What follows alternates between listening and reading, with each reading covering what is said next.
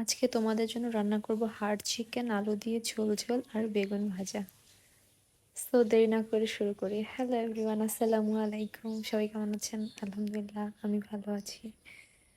আর আমি চিকেনটা রান্না করব প্রেশার কুকারে। তো প্রেশার কুকারে আমি প্রথমেই তেল দিয়ে নিয়েছিলাম। তেলটা গরম হওয়ার পরে গরম মশলা দিয়ে দিয়েছি। গরম মশলা মানে যা যা দেয়, এলাচি, দারচিনি, তেজপাতা, লবঙ্গ, তারপর পেস্ট কুচি দিয়ে পেঁয়াজের ভিতরে অ্যাজ অলওয়েজ আমি লবণ দিই যেন পেস্টটা তাড়াতাড়ি সফট হয়ে যায়।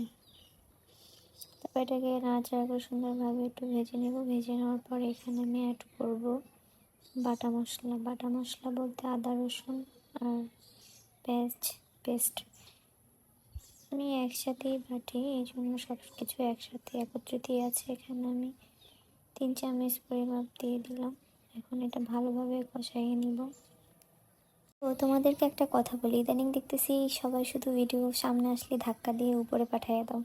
কেন ভাই, একটু ভিডিওটা দেখো মনোযোগ সহকারে, তারপর একটা সুন্দর কমেন্ট করো। যদি কোনো ভুল ত্রুটি হয় তাহলে সেটা কমেন্টের মাধ্যমে জানাও, আমি সংশোধন করে তোমাদের জন্য ভালো কিছু নিয়ে আসি।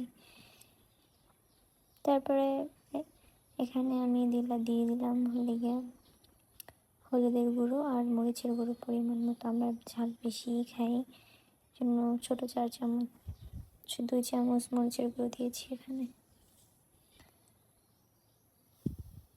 এখন দিয়ে দিব এখানে গরম মশলা গুঁড়ো 1 চামচ। এটা এখন ভালোভাবে সব মশলাগুলো ভালোভাবে একদম খুবই ভালোভাবে কষাইতে হবে। তো যেটা বলতেছিলাম, তোমরা এরকম ভিডিও সামনে আসলে উপরে ধাক্কা কেন দাও ভাই?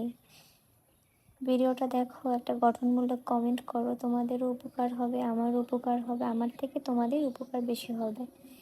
এই জন্য বলি, কারো ভিডিও সামনে আসলে ধাক্কা দিও না, ভিডিওটা ফুল দেখো, তারপর তোমার মতামত জানাও। তো এখানে আমি স্লো মোশনে আমার মশলাটা কষাই নিচ্ছি। আর মশলাটার কালারটা যা হয়েছিল না, দারুণ, আর গ্রানটা তো অসাধারণ হয়েছিল। তারপর এখানে আমি মশলা তো কষাইতে আছি। তারপর তোমাদের সাথে আরেকটা কথা শেয়ার করি, সেটা হলে গিয়ে তোমরা কি চাও আমি লাইভে এসে তোমাদের সাথে আড্ডা দিই? আর আমি তো লাইভে আসি, তোমরা কি সবাই আমার সাথে থাকবে?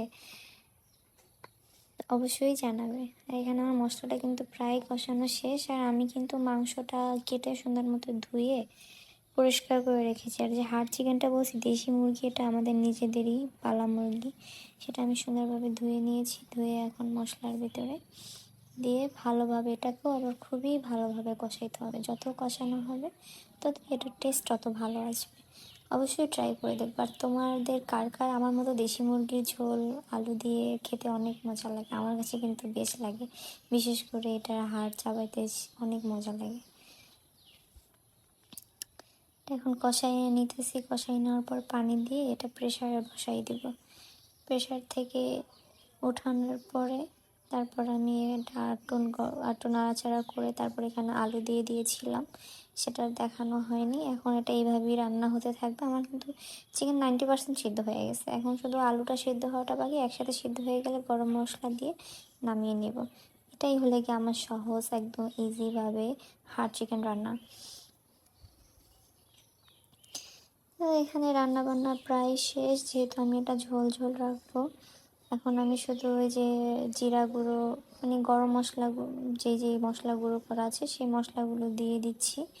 আমার রান্না কিন্তু অলমোস্ট ডান। তোমরা অবশ্যই বলে যাবা কে কোন জায়গা থেকে আমার ভিডিওটা দেখতেছো, আমি তাদেরকে সেই জায়গার নাম নিয়ে শুভকামনা জানাবো। অবশ্যই তাদের ছোট্ট ঘরে ঘুরে আসবো ইনশাল্লাহ।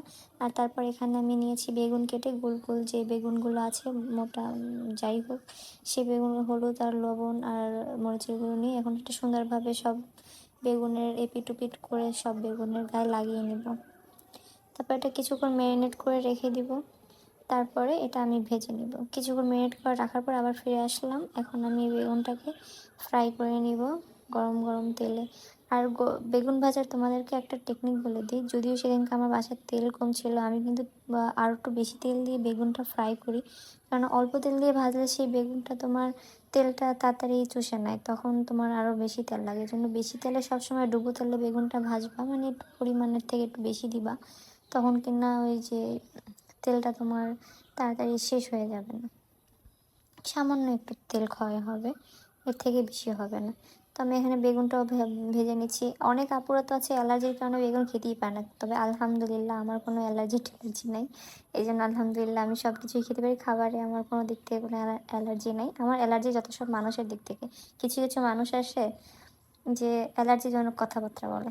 তো এখানে আমার বেগুন ভাজা কিন্তু ডান, একদিকে ভাজা হচ্ছে আর এই 3 পিস ভাজা হয়েছে সেটা তোমাদেরকে দেখাচ্ছি। তো বেগুনটা এই পাশেও ভেজে নিচ্ছি, বাদ বাকিগুলো। আমার পুরো বেগুন ভাজা এখন ডান। তোমাদের আমার ভিডিওটা কেমন লাগছে অবশ্যই জানাবা, আর লাইক করবা, কমেন্ট